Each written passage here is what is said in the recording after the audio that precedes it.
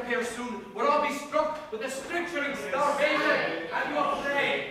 A play! Now, not putting on a play won't bring us a supply. And you say you want these contumelious convicts to act in this play? The convicts... Discipline bad. Very bad. A play has several calls for women. We have no other women here. Your wife accepted. My wife abhors anything of that nature. After all, actresses are not famed for their morals. But neither are our women convicts. How can they be when some of our officers set them up as mistresses? Filthy, thieving lions, and now we have to watch them flout. Where the harmless gang? Now one will be forced to watch the play. I believe there's a partial eclipse that night. I shall have to watch that. The sky of the southern hemisphere sports of wonder. Have you seen the constellation? Constellations! Plays! This is a convict colony. The prisoners are here to be punished, and we're here to make sure they are punished. Constellations, Gimmicus! Constellations! When rains. Aye. Rains. War. Discipline, eh? Service. His Majesty. We are indeed here to supervise the convicts who are already being punished by their long exile. Surely they can also be reformed. We are talking about criminals, Arthur. Often hardened criminals. They have a habit of vice and crime, and sometimes it can be more than a habit, and it may tendency.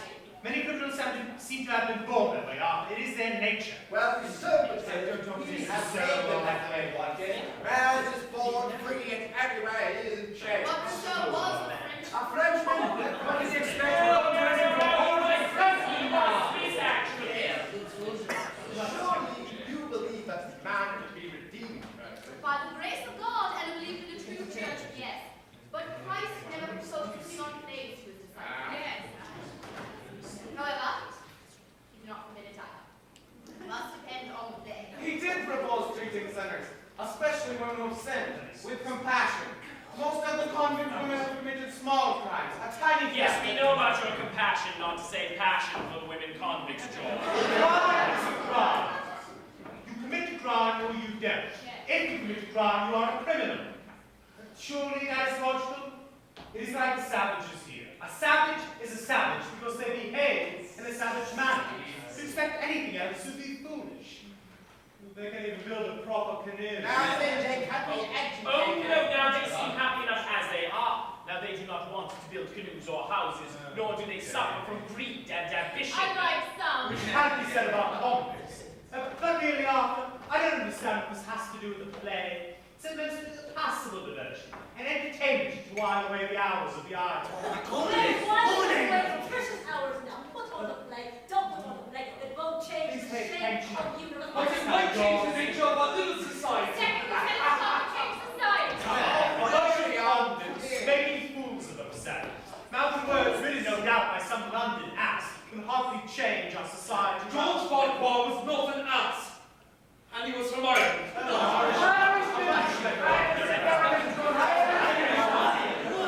The play doesn't propagate Catholic doctrine, does it, rather? He was also an officer Throwing of the Grenadiers. I like the Grenadiers myself. Throwing blood, eh? Bats. The play is called The Recruiting Officer. Yes, you know, I saw it in London, I believe. It's very funny, I remember. Sergeant Kite and the devious ways he used to serve his caste. Not William, for goodness sakes, if you can't contribute anything useful to this discussion, will you please keep quiet? What is the plot, rather? So it's about this recruiting officer and his friend. And they are in love with these two young ladies from Shrewsbury, who after several seasons which they married. It sanctions holy matrimony again. Yes. Yes, it Well, does. that won't do the convicts any harm. I'm having such a hard time getting them to marry. Instead of this sordid cohabitation. Marriage, plays, what up for a vote for the convicts? Oh, what Finish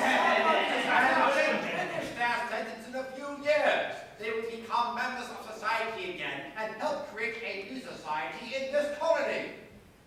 Should we not encourage them now to think in a free and responsible manner? I don't see how a comedy about two lovers is going to do that. The theatre is an expression of civilization.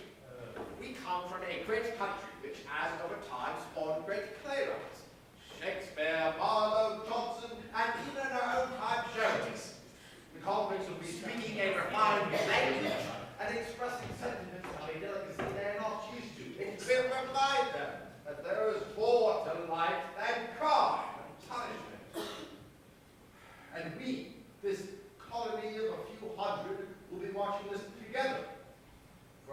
ours will no longer be despised prisoners, hated jailers.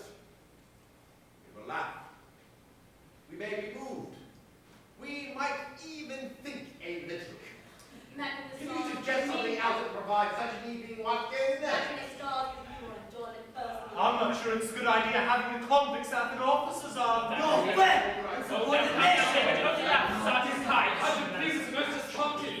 He's not loose as you ran. I hear many of these plays were about rapes and encouragement moral unity.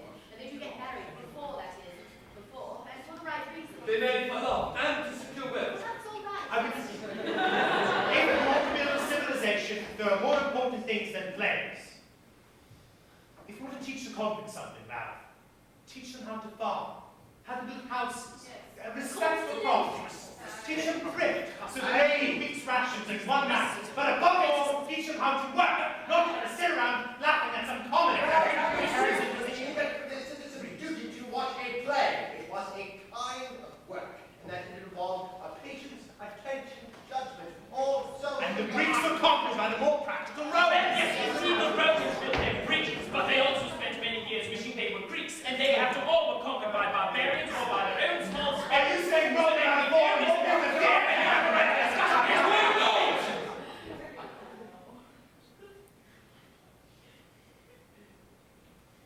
My own small way.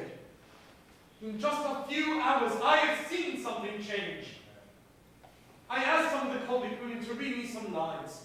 These women who often behave no better than animals. And it seemed to me as one or two, I'm not being honorable, not at all, but one or two, saying those well-balanced lines of Mr. Farquhar. They seem to acquire a dignity. They seem to lose some of their corruption. There was one, Mary Brennan. She read so well. Perhaps this play will keep her from selling herself to the first marine ones of bread. She'll sell herself to him instead. Just away the window. And speaking of ourselves, small ways to evict all the convicts and even ourselves. We could forget our worries about the supplies, the hangings and the floggings, and think of ourselves at the theatre in London with our wives and children. That is, we could remember our better natures and remember England. And where did the wee lieutenant learn how to speak? You must have had one of his You are making claims that cannot be substantiated, Ralph. It's 2 hours, possibly of amusement, possibly of boredom, and we will all lose the labour of the convicts during the time they are learning to play. It is a waste, an unnecessary waste. I'm still concerned about the But the content of the play is irrelevant. Even if it teaches disobedience and some more care. And since we have decided that it can do no harm, and since it might possibly do some good, and since the only person who seems violently opposed to it is Major Ross, for reasons he has not quite made clear, now I suggest we allow Ralph to rehearse his play.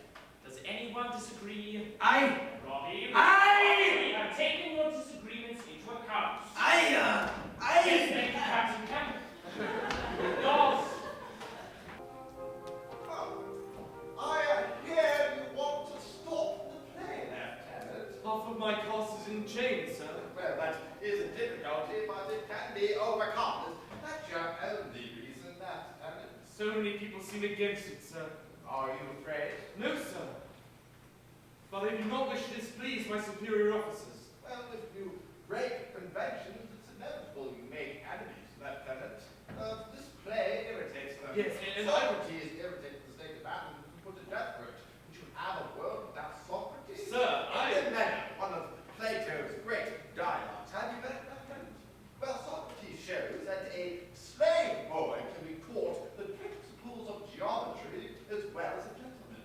In other words, he shows that human beings have intelligence which has nothing to do with the circumstances into which they are born. Sir. Sit down, Lieutenant. Now, this is a matter of reminding the slave boy what he already knows of his own intelligence. And by intelligence, you may read goodness, talent, the innate qualities of human beings. I see. When he treats the slave boy as a rational human being, the boy becomes one. He loses his fear and becomes a competent mathematician. Why, with little encouragement, he might become an extraordinary mathematician. Who knows? You must see your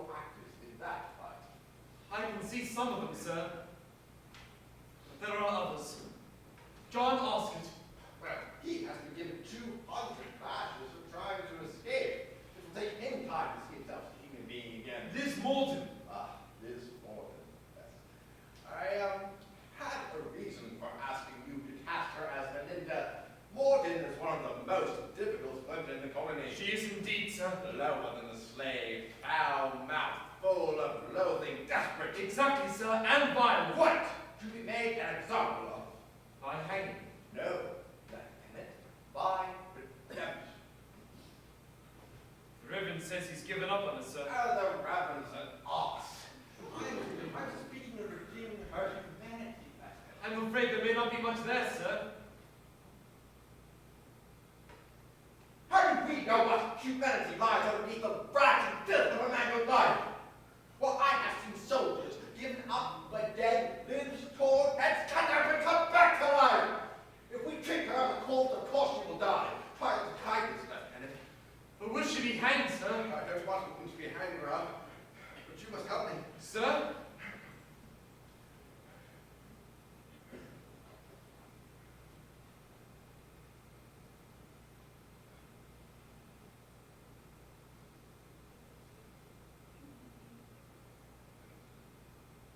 I had retired from His Majesty's service, Ralph. I was farming.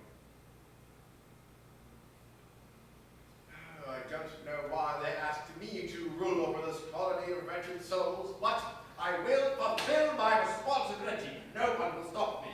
No, sir. What is the state's responsibility? Why, to ensure the rule of law. But the citizens must be taught to obey the law of their own will. I want to rule over responsible human beings, not tyrannize over a group of animals. I want there to be contract between us, not a whip on my side, terror and hatred on theirs, and you must help me, Ralph. Yes, sir. The play, sir. Won't do much, but it is a diagram in the sand that's made for mine. Just for mine. Slave boy. You understand? I think so, sir. Now, we may